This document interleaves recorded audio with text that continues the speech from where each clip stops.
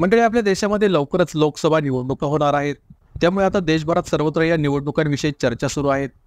यावेळेस तिकीट कोणाला मिळणार किंवा कोण कोणत्या जागेवरून निवडून येणार याची सर्वजण चर्चा करतायत. नुकतंच मराठी अभिनेता शशांक केतकर यांनी सुद्धा राजकारणावर त्याचं मत व्यक्त केलंय. सध्याच्या राजकारणाबाबत बोलताना अभिनेता शशांक केतकर यांनी तारांगण या युट्यूब चॅनलला दिलेल्या मुलाखतीत म्हटलंय की राज्यात काय घडतंय यावर माझं लक्ष आहे. कारण कलाकार होण्याआधी मी एक नागरिक आहे. मी एक माणूस आहे.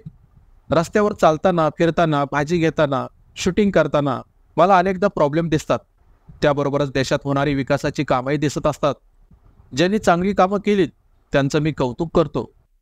इतकी प्रचंड लोकसंख्या असलेल्या देशाचा वेग न थांबवता विकास करणं ही अवघड गोष्ट आहे. राज्यात जे काही सुरू आहे ते काही पहिल्यांदा घडत नाही. याआधी अनेकदा या गोष्टी घडलेल्या आहेत.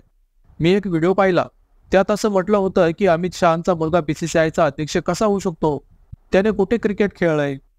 मग माननीय शरद पवार सुद्धा ICCचे अध्यक्ष होते. ते तरी कुठे क्रिकेट खेळले होते? ज्ञान असणाऱ्या आणि त्यासाठी लागणारा बिझनेस आणू शकणाऱ्या योग्य व्यक्तीला त्या जागी बसवलं जातं. हे अनेकदा घडलेलं आहे. सध्याचं राजकारण स्मार्ट आणि अप्रतिम दर्जाचं सुरू आहे. यात आपण न पडलेलंच बरं. अगदी प्रामाणिकपणे सांगायचं तर सध्या भाजपला या सगळ्याची गरज नाही. ते तसंही जिंकणार आहेत, हे माझं प्रांजळ मत आहे. पण जिथे आपण जिंकू येऊ की नाही अशी शंका असेल तिथला उमेदवार आपल्या पक्षात घेणं हे सगळेच करत आलेले आहेत.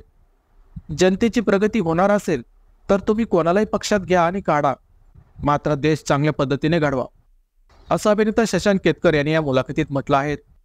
म्हणजेच एक प्रकारे अभिनेता शशांक केतकर यांनी भाजपचं समर्थन केलंय. तसंच या लोकसभा निवडणुकीत भाजपच जिंकणार असल्याचंही त्यांनी म्हटलं आहे. तर मंडळी, यावर तुमची प्रतिक्रिया काय ते व्हिडिओ खाली कमेंट करून नक्की सांगा.